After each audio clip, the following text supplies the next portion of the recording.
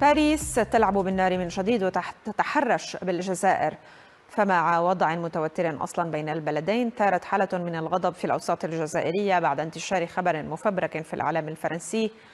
الخبر الذي تداولته حسابات فرنسية عبر مواقع التواصل الاجتماعي وأغضب الجزائر تحدث عن قيام الرئيس الجزائري عبد المجيد تبون بإجراء لقاء صحفي مع إحدى الصحف الفرنسية. بعد تداول الحديث عن هذا الموضوع في الإعلام الفرنسي، خرجت الرئاسة الجزائرية عن صمتها وأصدرت بيانا توضيحيا حيال ما يتم تداوله.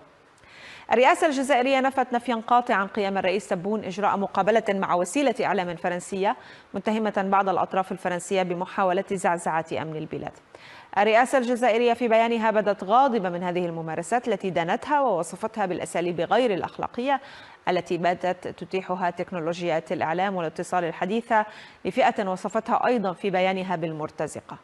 تقارير إعلامية كشفت ما هو أخطر من ذلك، حيث توسع الحديث مؤخرا عن حرب إلكترونية تدار من باريس عبر بعض الأشخاص الحاقدين على الجزائر، هدفها تشويه سمعة الرئيس تبون وخلق حالة من عدم الاستقرار في البلاد.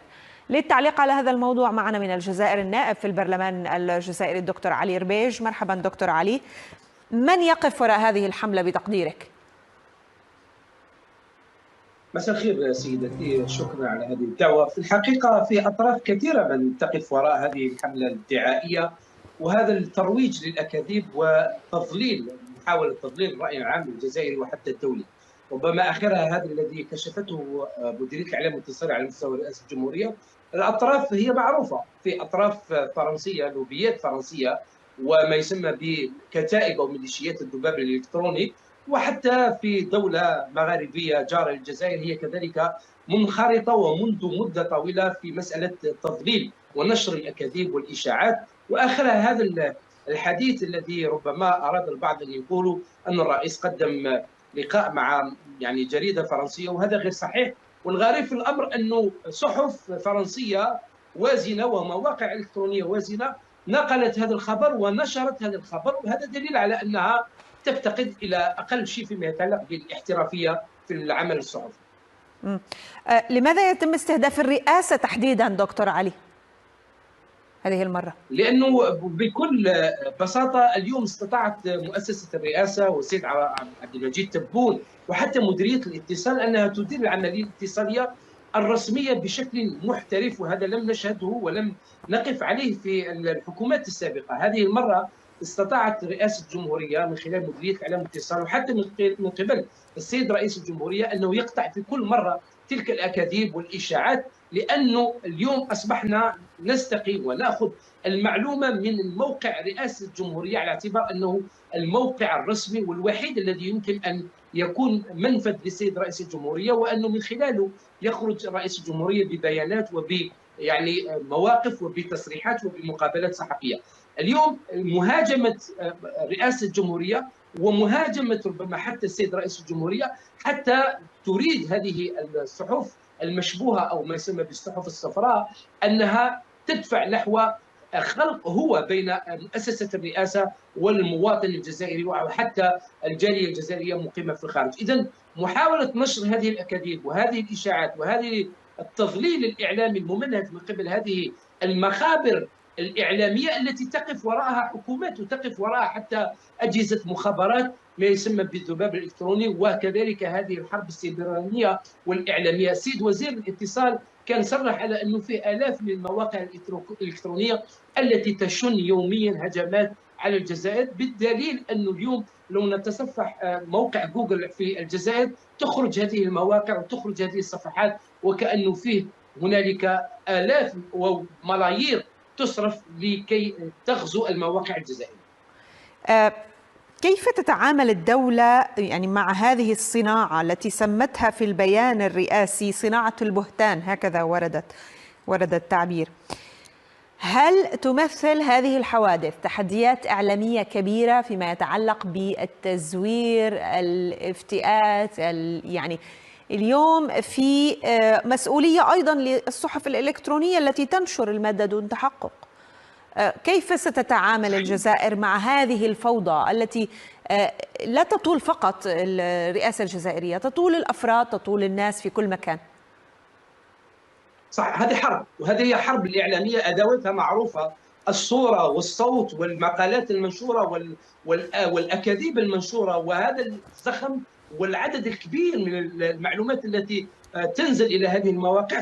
صعب جدا سواء بالنسبة للجزائر أو أي حكومة في العالم أنها تتحكم في هذه الحرب الإعلامية. ولكن على الأقل شيء أنه اليوم الحكومة الجزائرية في الجانب الاتصالي ربما تسبق الكثير من المواقع الجزائرية من خلال تحري الموضوعية وتحري الدقة وتحري كذلك الصدق في نشر المعلومة والابتعاد عن الأكاذيب والإشاعات.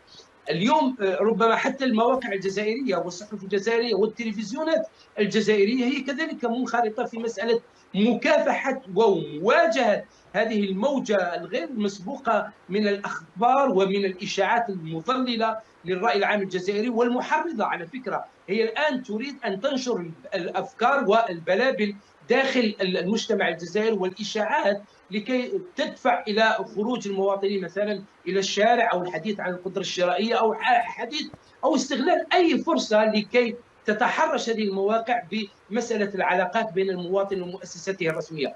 اليوم مؤسسة رئاسة الجمهورية مطلوب منها أن تجند كل إمكانياتها وكل وسائلها، وهذا الذي يحدث الآن. هل لدينا معلومة أن كان هنالك تجنيد يعني عبر المحاكم أو رد؟ نعم صحيح، وهذه فكرة وملاحظة مهمة، لأنه كان سبق أننا في البرلمان صادقنا على قانون يجرم نشر الأكاذيب والإشاعات أو ما يسمى باستعمال المواقع الإلكترونية لوسائل أغراض بعث الفوضى في المجتمع أو نشر الأكاذيب أو نشر الدعاية المغرضة. الآن مصالح الأمن والمصالح وزارة الاتصال تقف بمرصاد لكل هذه المواقع التي لا تتحرى الدقة والموضوعية والحياد في معالجة هذه المواضيع، بالإضافة إلى أنه هنالك آليات أخرى فيما يتعلق بالمواقع الإلكترونية المعتمدة من قبل وزارة الاتصال التي تتجند لمواجهة هذه الحملة. شكرا من الجزائر النائب في البرلمان الجزائري الدكتور علي ربيج لحضورك دائما معنا.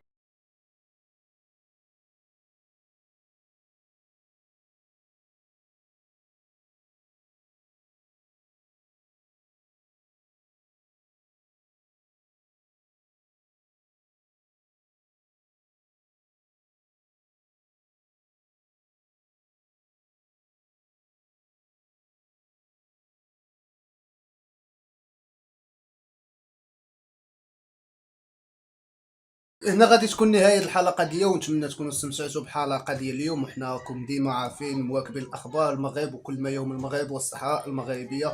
خوتي إلى حلقة قادمة، إلى اللقاء.